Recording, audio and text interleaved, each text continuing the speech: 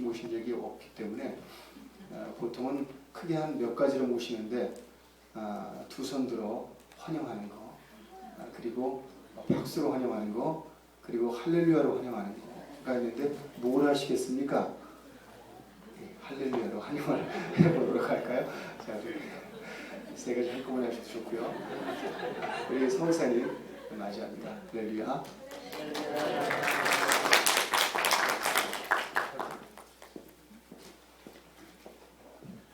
반갑습니다.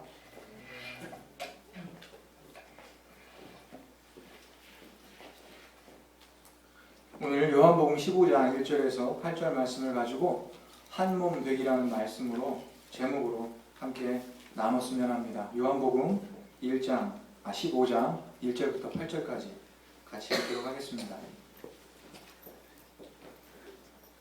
성경책 173쪽에 있습니다. 요한복음 15장 1절로 8절입니다. 제가 1절 먼저 읽도록 하겠습니다. 내가 참 포도나무요 내 아버지는 그 농부라.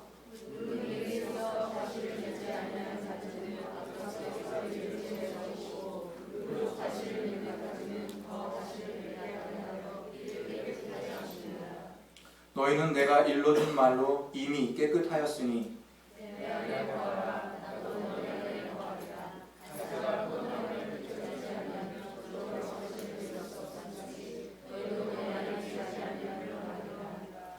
나는 포도나무요 너희는 가지니 저가 내 안에 내가 저 안에 있으면 이 사람은 과실을 많이 맺나니 나를 떠나서는 너희가 아무것도 할 수 없습니다.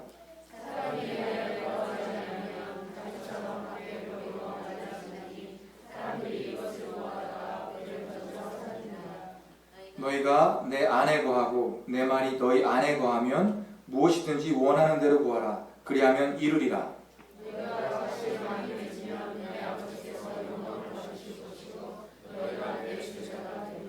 아멘. 2012년을 시작하면서 저는 이런 생각을 해보았습니다. 저희가 2011년 많은 꿈이 있었고 이룬 것도 많았고 이루지 못한 것들도 많았어요. 하지만 또 2012년을 시작하면서 우리들 안에 새로운 꿈들이 있습니다. 그 꿈들을 이루기 위해 저희가 좋아하는 말씀 중에 하나가 이 말씀인 것 같아요. 무엇이든지 원하는 대로 구하라. 그리하면 이루리라. 이 말씀은 저희가 엄청나게 좋아하는 말씀이죠. 그런데 성경은 그 말씀 바로 전에 너희가 내 안에 거하고 내 말이 너희 안에 거하면이란 조건으로 시작합니다.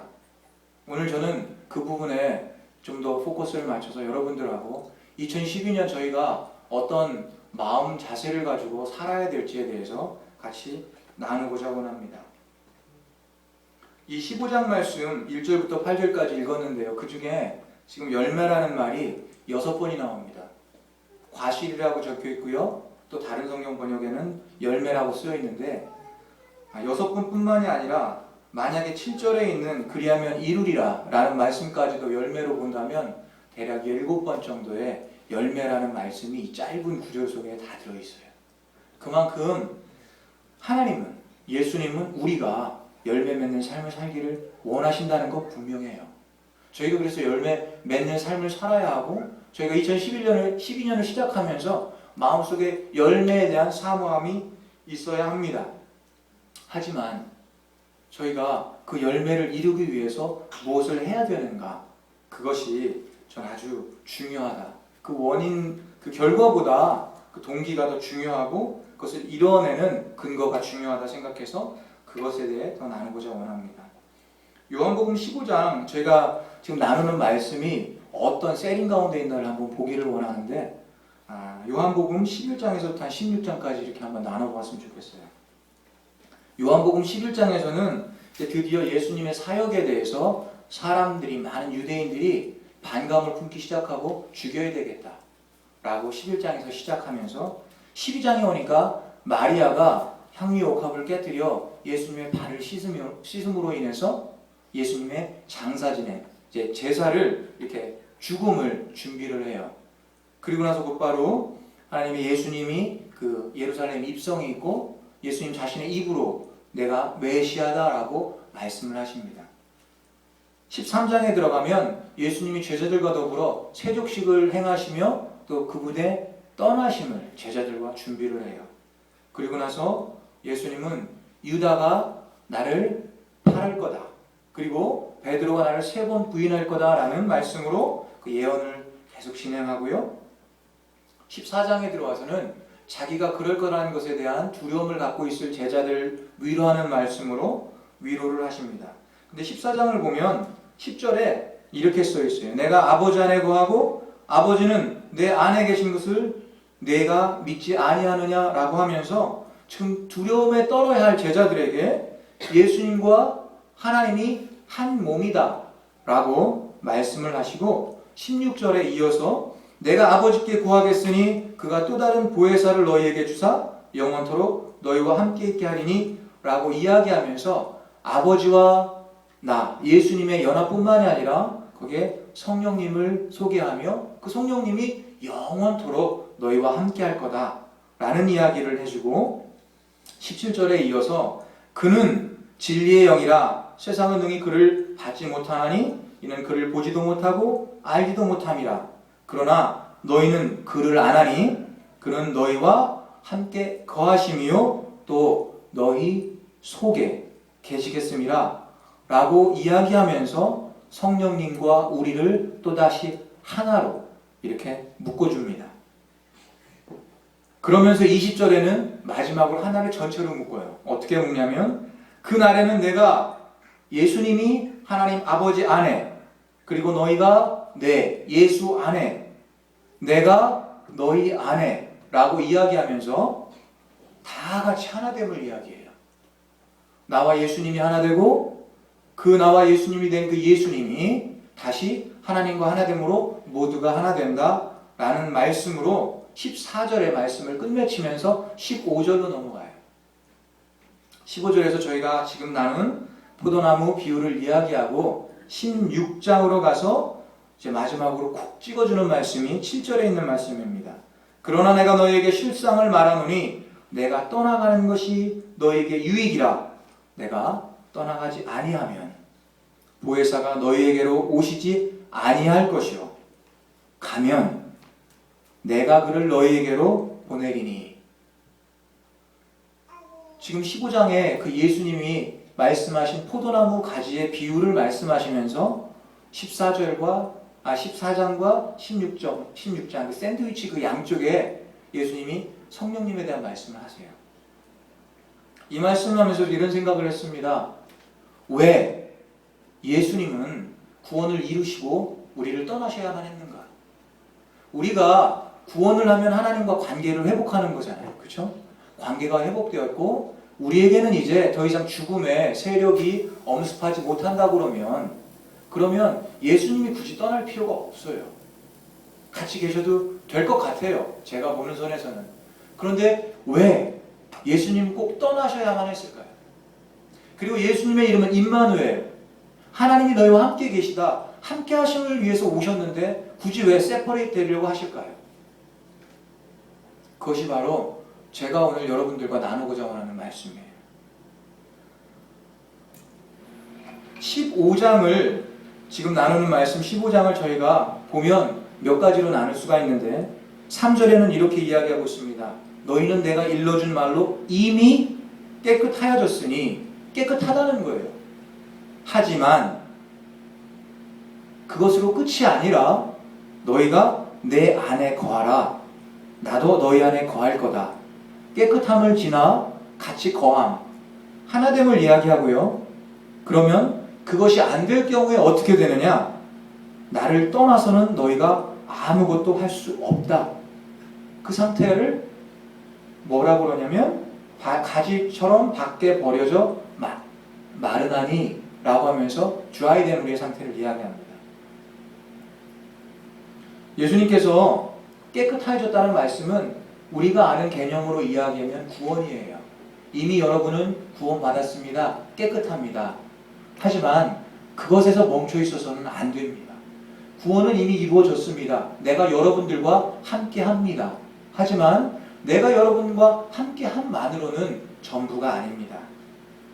여러분이 내 안에 거해야 하고 내가 여러분 안에 거해야 합니다. 다른 말로 여러분과 내가 아이덴티파이 되어야 합니다. 하나 되어야 합니다.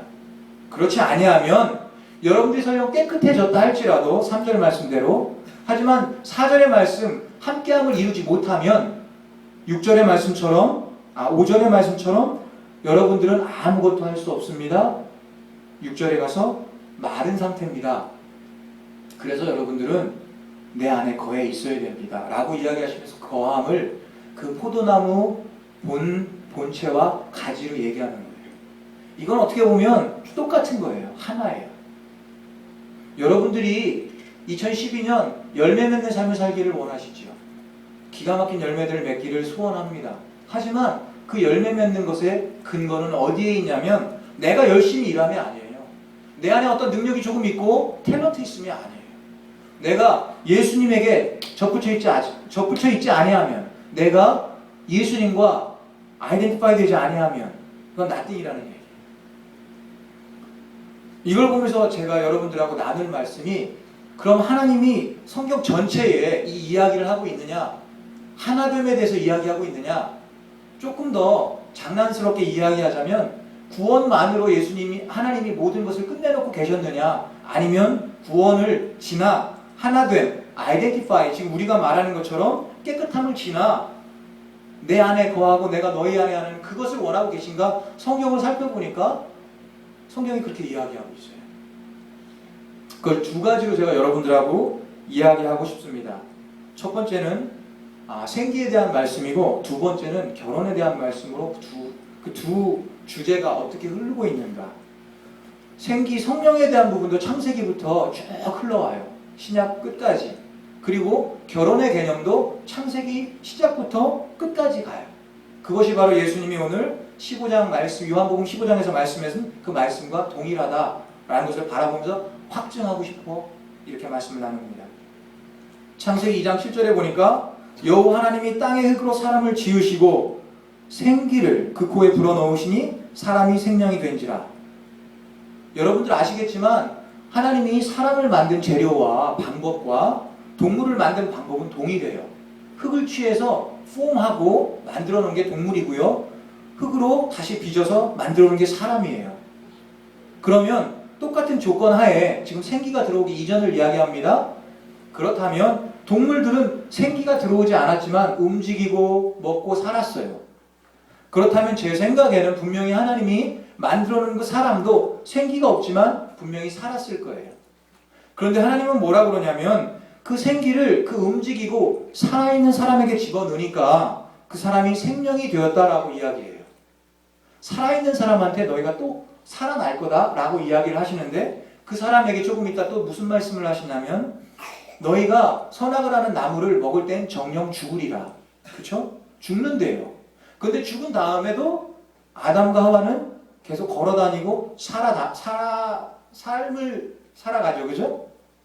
그러면 아담이 하와가 생기가 들어있고 나와있고를 통해서 살아있음이 없어지는 게 아니라 살아있는 거예요. 그런데 하나님이 말씀하시는 살아있음은 그 이상이라는 거죠. 그게 바로 생기 때문에 일어나는 건데, 그 생기가 왜 그럼 필요했을까? 다시 한번 창세기로 건너가서 구원이 필요 없는 우리에게 하나님이 함께 하심만으로 충분하지 않았을까요? 그렇죠? 여러분들 알다시피 창세기 1장에서 하나님 우리에게 구원이란 말씀이 필요가 없었어요. 하나님이 만들어 놓고 보시기에 좋았어요. 이제 시간상인 순서로 생기를 집어넣기 전까지도 하나님이 보시기에는 아름다운 하나님의 퍼펙트한 모습의 형상의 사람이었을 거예요. 형상엔 여러 가지 의미가 있지만 생기를 놓고 볼 때요. 그런데 하나님이 생기를 불어넣으신 이유는 뭘까요? 보기에도 좋고, 그리고 하나님이 함께 하시면 얼마든지 충분하잖아요. 우리가 예수님을 받아들이고 믿으면 충분하잖아요. 그죠? 우리가 어느 정도 지식이 있고 하나님과 관계 맺으면 충분한데 왜 성경은 우리에게 계속해서 성령에 대해서 말씀하실까요? 성령이 중요하죠.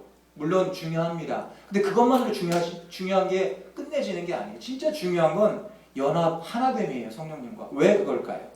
바로 그게 창세기 2장에서 하나님이 생기를 불어 넣으시는 걸 통해 알 수 있어요. 그림을 그려보면 아무것도 없었던 빈 공간, 사람이라는 틀 속에, 동물과 다름없는 사람이라는 틀 속에 성령이 들어오시는 거예요. 생기를 불어넣으심으로.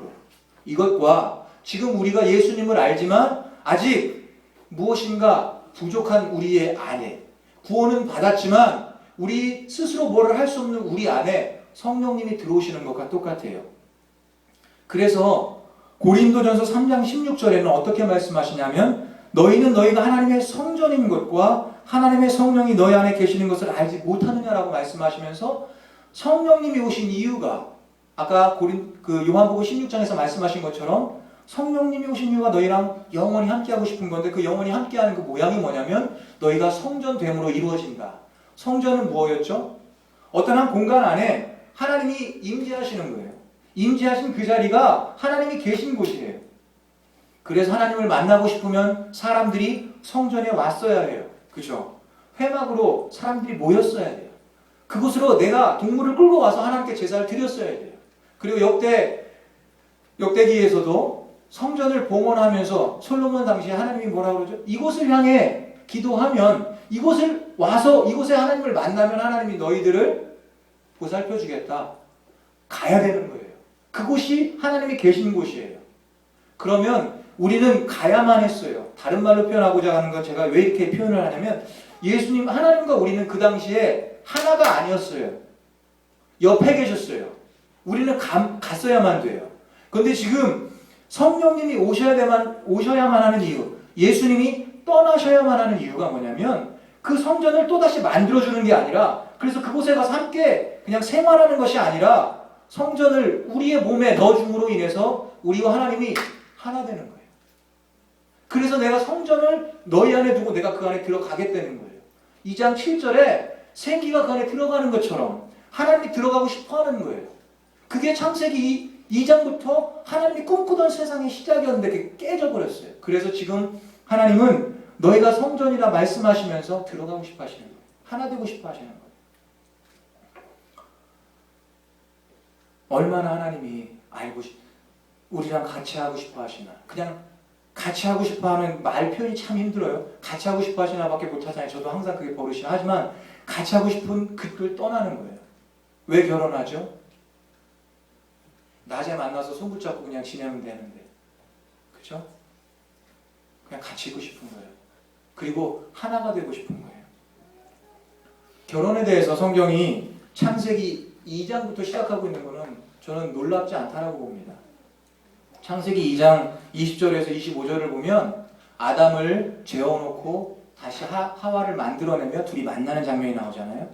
아담이 맨 처음 하와를 봤을 때 뭐라고 그랬죠? 내 뼈 중에 뼈요 살 중에 살이다. 그게 무슨 말일까요? 여러 번역이 있어요. 하지만 오늘 말씀에 맞는 번역은 뭐냐면 쟤 나네? 그거예요.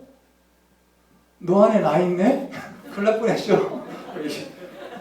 그거죠? 너 안에 나 있네? 내 안에 너 있네? 그 표현이거든요. 왜 그럴까요? 아담이 딱 보니까 난 거예요. 그래서 바로 그 다음에 23절 다음에 24절에 뭐라고 그러냐면 이러므로 참 재밌죠? 아담이 이르되 이는 내 뼈 중에 뼈요 살 중에 살이라 이것을 남자에게서 취하였으니 여자라 부르리라 하니라 라고 아담이 이야기하고 나서 곧바로 거기다 하나님이 주석을 다세요. 이러므로 남자가 부모를 떠나 그의 아내와 합하여 둘이 한 몸을 이룰지니라. 창세기에 세상 만드는 지금 이 시점에 하나님은 결혼이란 걸 만드는데 그 결혼을 그냥 시키는 게 아니에요. 둘이 합하여 함께 가더라, 같이 살더라, 그게 아니고 한 몸을 이룰지니라 라고 하면서 한 몸에 대한 이야기를 해요. 과연 하나님은 이것을 아담과 하와를 위해서 그냥 결혼이라는 것을 하나 제정해 놓은 것일까? 그렇게 보이지가 않더라고요. 이 말씀을 계속 보면서. 결혼이라는 것은 물론 사람들을 향한 거예요. 그리고 결혼이라는 것은 그를 통해 열매 맺기 원하는 거예요. 하나님의 커다란 계획 중에 하나였지만 진짜 중요한 건 하나님이 우리랑 하고 싶어하는 것을 여기에 다 집어넣어놨어요. 여러분들이 에베소서 5장 22절에서 33절을 보면 이제 그 남편은 이래야 하고 아내는 이래야 되고 그런 말씀하시잖아요. 그러다가 31절에 이렇게 말씀을 하십니다. 그러므로 사람이 부모를 떠나 그의 아내와 합하여 그 둘이 한 육체가 될지니 완전히 하나 된다는 거예요. 둘이 이렇게 붙어 다니는 게 아니고 이 비밀이 크도다라고 말씀하시면서 이것은 사람들 사이에 남녀관계 결혼만을 이야기하는 것이 아니라 그리스도와 교회에 대하여 말하노라라고 이야기하면서 다시 한번 결혼이라는 것을 그리스도와 교회, 우리의 관계로 다시 한번 확인을 시켜주는 거예요. 왜냐하면 바로 그 말씀이 하나님이 우리에게 창세 전부터 원하시던 거거든요. 그래서 결혼을 이 창세부터 신약까지 계속 끌고 오시는 거예요. 그럼 그 상하이에 또 뭐가 있습니까? 있죠. 예레미야 31장에 보면 그 예레미야가 하나님이 맨 처음 출애굽한 백성들과 언약을 맺던 그 당시를 회고하며 이렇게 적어놓습니다. 31절에 내가 이스라엘 집과 유다 집에 새 언약을 맺을 건데 32절 이 언약은 내가 그들의 조상들의 손을 잡고 애굽 땅에서 인도하여 내던 날에 맺은 것과 같지 아니할 것은 내가 그들의 남편이 되었어도 그들이 내 언약을 깨뜨렸습니다. 지금 하나님이 무슨 말씀하시냐면 출애굽에서 끌고 나온 이유가 뭐냐면 내가 저들하고 결혼하고 싶어서다. 내가 저들을 힘으로 택하기 위해서 신랑된 내가 저들을 끌고 왔는데 저 사람들이 나를 배신했다. 그게 호세아서잖아요. 계속 바람나거든요, 와이프가. 근데 호세아 보고 데려오라는 거예요. 같이 살으라는 거예요. 왜? 결혼의 목적을 호세아 너는 잠깐 좀 네 집안은 조금 좀 힘들지 몰라도 그 상태가 바로 내가 너희한테 원하는 상태의 잘못된 삐뚤어진 모양이다라고 호세아에서 계속 말씀하시잖아요. 그 말씀이거든요. 하나님은 이스라엘 백성과 계속 결혼하고 싶은 거예요. 결혼하는 거예요. 결혼 언약, 새 언약. 그게 창세기 2장 17절의 말씀과 이스라엘 백성과 그 구약 시대를 쭉 관통하는 그 결혼을 하고 싶어하는 신랑의 구애의 모습과 더불어 신약에 와서 내가 에베소서에서 이게 바로 내가 원하는 결혼의 관계다. 한 몸됨이다. 라고 이야기하는 거예요. 그래서 요한복음 지금 이 요한이 쓰고 있는 이 복음을 쓰고 있는 사람이 또 하나 책을 썼는데 계시록이잖아요. 거기 보면 19장 7절에 우리가 즐거워하고 크게 기뻐하며 그에게 영광을 돌리세 이는 어린 양의 혼인 기약이 이르렀고 그의 아내 우리가 자신을 준비하였으므로 라고 이야기하면서 계시록 마지막에 요한은요 그 얘기하는 거예요. 우리는 결혼이다. 하나님과 우리 만난다. 함께 있는 것만이 아니라 이제는 하나가 되는 거다 라고 이야기해요. 여러분들 이 요한이 쓴 책의 첫 번째 예수님의 공생의 첫 번째 기적을 기록한 게 있어요. 그게 뭔지 아세요? 가나의 혼인잔치예요. 가나의 혼인잔치에서 이해 안 되는 게 하나 있었어요. 예수님이 신랑이 아닌데 신랑도 아닌 예수한테 와서 포도주를 내놓으라는 거예요. 이해가 안 됐어요. 도대체 이게 기적뿐이었을까? 하나님이 예수님은 하나님의 아들이야. 그래서 물을 포도주로 만드는 건 쉬워. 뭐 까짓 거 피스 오브 케이크 뭐 그런 게 아니라 저는 그렇게만 이해하려고 노력했어요. 왜냐하면 이해가 안 되더라고요. 그런데 하나님의 은혜로 깨닫게 된 게 뭐냐면 하나님이 창세부터 마지막까지 끌고 가고 싶었던 하나됨의 그 띠이 이 예수님의 첫 번째 사역 가나안의 혼인잔치에서 팡 터트리시는구나. 내가 이것 때문에 왔구나라고 던져주시는구나. 그게 바로 포도주예요. 왜냐하면 포도주가 싹 바뀌었잖아요. 물이 포도주로 바뀌고 사람들이 맛을 보고 놀랐어요. 그래서 신랑을 불러요. 야 신랑 너 여지껏 숨겨놨다 이렇게 좋은 걸 주고 너 어떡하냐? 예수님을 불러야 당연한 거잖아요. 우리들 생각에는. 왜 신랑을 불렀을까요? 잔치, 결혼식에서 포도주는요 누가 책임을 져야 되냐면 신랑이 책임을 져야 돼요. 그런데 그 책임을 진 사람은 진짜 신랑이 아니었고 누구였죠? 예수님이었어요. 그러면 요한이 요한복음 시작하면서 던져주고 싶었던 메시지는 뭘까요? 단지 예수님이 기적을 일으킬 수 있는 그런 능력의 소유자다? 아니요. 예수님이 바로 신랑이라는 거예요. 신랑이기 때문에 요한은 그 첫 번째 기적에서 예수님에게 그 포도주를 달라고 얘기하는 거예요. 그러니까 우리가 계속해서 끌고 가는 건 뭐냐면 하나 되는 거예요. 하나님 우리랑 만나고 싶어요. 그래서 여러분들이 하나님과 같이 하지 아니하면 요한복음 15장의 말씀으로 되돌아가서 이제 말씀을 맺겠습니다. 그러지 아니하면 nothing이라는 거예요. 가끔씩 저희는 잊어버려요. 저도 잊어버려요. 나 혼자 할 수 있을 것 같아요. 최소한 하나님을 옆에만 둬도 될 것 같아요. 성경책 차 안에다 두든지 책상 위에다 올려놓으면 될 것 같아요. 가끔 피면 될 것 같아요. 이거 굳이 내 머릿속에 내 심령 속에 집어넣지 않아도 될 것 같아요. 그런 유혹에 빠져요.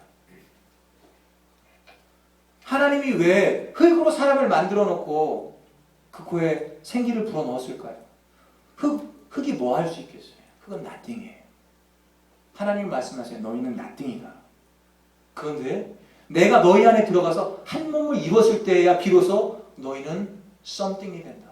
너희는 나의 자녀가 되고 너희는 나의 자식이 딸이 된다. 그때 비로소 나는 너희에게 세상을 맡길 수 있는 기대가 있을 수 있다.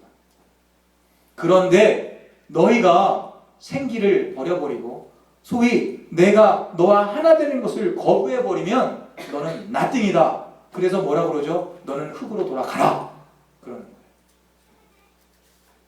우리는 흙이에요. 우리 안에 생기가 들어오지 않으면 우리는 nothing이에요. 조금 과격하게 얘기하면 우리가 구원받았다고 그 안에서 예수님과 손 붙잡고 걸어만 가면 우리의 삶은 설령 우리는 하나님 앞에 구원받은 아들일지 모르지만 딸일지 모르지만 우리의 삶은 nothing이에요. 그래서 예수님이 말씀하시는 거예요. 내가 꼭 가야만 한다. 가야만 성령님이 내려서 너희 속에 들어간다. 그래서 너희가 something이다.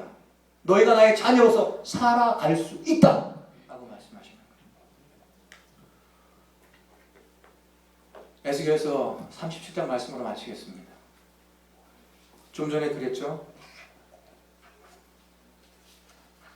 너희가 내 안에 있지 아니하면 가지처럼 밖에 버려져 마르나니. 에스겔서 37장에 마른 뼈들의 환상을 보면서 말씀을 대언하고 생기를 대언하는 역사가 있죠. 마르나니 똑같은 거예요. 마르면 어떻게 되냐면 다른 사람들이 그것을 모아다가 쓸모없어 불에 던지느니라. 흙이 된다는 얘기죠. 여러분들 2012년 꿈을 갖고 사시길 소원합니다. 저는 여러분들이 그냥 내 힘으로 조금 노력해서 되는 꿈을 꾸기를 원치 않아요. 내가 조금 일하면 보너스 받을 수 있어요. 내가 조금 더 일하면 사업이 조금 더 클 수 있어요. 그런 꿈을 꾸는 것이 아니라 내가 꿈꿔도 꿀 수 없는 그런 꿈을 꾸시길 원해요. 하나님 안에서 꿈을 꾸기를 원해요. 내가 단지 조금 내 목구멍에 뭐 집어넣기 위해서 꿈꾸는 그 꿈이 아니라 하나님이 여러분에게 진짜 도와주지 않으면 꿀 수 없는 꿈을 여러분들이 꾸길 원해요. 그때에 하나님이 함께 하심으로 나는 nothing이었지만 생기가 돌아 성령님이 나와 함께 함으로 나와 하나는 결혼한 모습으로 이뤄낼 수 있는 그 꿈, 저는 그 꿈을 여러분들이 꿨으면 좋겠어요. 그 꿈은 시시한 꿈이 아닙니다. 그 꿈은 여러분들이 가슴 떨리게 가져야 될 꿈이라는 거예요. 하지만 그것은 여러분들이 가지 안에 붙어 있을 때에, 다시 말해서 여러분들이 내 안에, 내가 여러분 안에 하나 됐을 때에, 하나님과 예수님과 성령님과 내가 하나 됐을 때에 가능하다는 거죠. 여러분들 안에 그런 소원이, 그런 자세가 2012년을 시작하는 지금 이 시간, 이 자리에부터 하기를 소원합니다. 함께 기도하겠습니다. 하나님, 두렵고 떨립니다.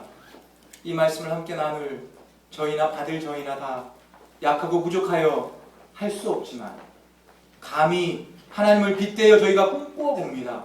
하나님, 당신이 내 안에 계실 때에, 그때에 비로소 내가 당신 안에 있을 때에, 하나님, 우리가 하나 될 때에 이 꿈이 이루어집니다. 그리할 때 하나님 우리에게 생육하고 번성하고 충만하고 정복하여 다스리라고 하나님이 우리에게 주신 그 세상을 열어주실 줄 믿습니다. 우리가 그 꿈을 이어받는 자들 될 수 있도록 성령님, 예수님 하나님, 우리와 하나 되어 주시옵소서.